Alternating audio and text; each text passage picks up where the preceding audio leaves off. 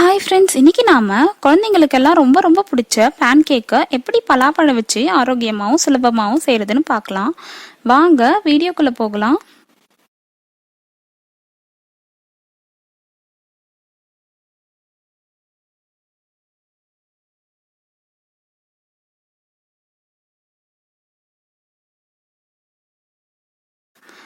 இருந்து 15 பலாப்பழ சொலைகளை நல்லா பழுத்ததா பார்த்து எடுத்துக்கோங்க. அது உள்ள இருக்க கொட்டைகளை நீக்கிட்டு மிக்ஸ் ஜார்க்குள்ள சேர்த்துக்கோங்க.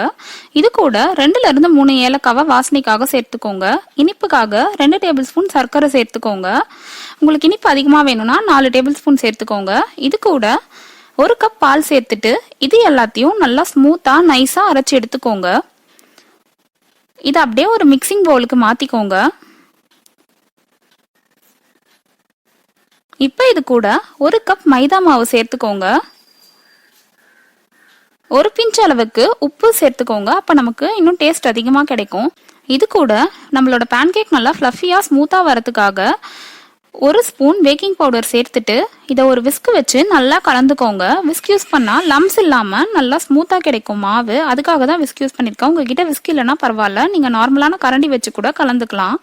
இது எல்லாத்தையும் நல்லா கலந்ததும் பாருங்க, இதோட பதம் இந்த மாதிரி போரபிள் கன்சிஸ்டன்சில இருக்கணும். தோசை மாவு பதத்துக்கு இருக்கணும். பாருங்க, இந்த மாதிரி இருந்தாதான் பேன்கேக் நல்லா வரும். ஒவ்வொரு மாவும் ஒவ்வொரு அளவில் தண்ணி இழுக்கும். ஒரு வேளை நீங்கள் உங்கள் வீட்டில் செய்யும்போது இதை விட இன்னும் கொஞ்சம் திக்காக இருந்துச்சுன்னு பார்த்தீங்கன்னா நீங்கள் இது கூட 1 to 2 ஸ்பூன் பால் சேர்த்து கலந்து விடுங்க. அப்போ இதே மாதிரி கன்சிஸ்டன்சி கிடைச்சிரும். இப்போ சூடான தோசைக்கல்லில் கொஞ்சமாக பட்டர் சேர்த்துட்டு இதை நல்லா இந்த மாதிரி பரப்பி விட்டுக்கோங்க. பட்டருக்கு பதிலாக நெய்யோ இல்லை எண்ணெயோ கூட யூஸ் பண்ணிக்கலாம், உங்கள் விருப்பம் தான். இது மேலே கொஞ்சமாக மாவு ஊற்றிட்டு திக்கா தேய்ச்சிக்கோங்க.